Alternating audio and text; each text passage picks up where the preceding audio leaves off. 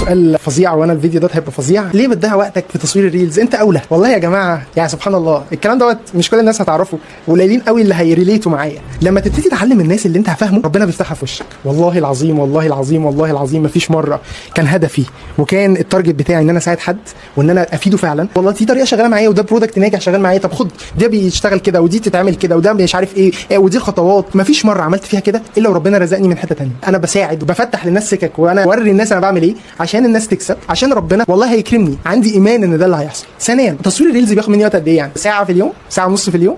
يعني مش شايف ان هم دول الساعه ونص اللي خلاص يعني الشغل؟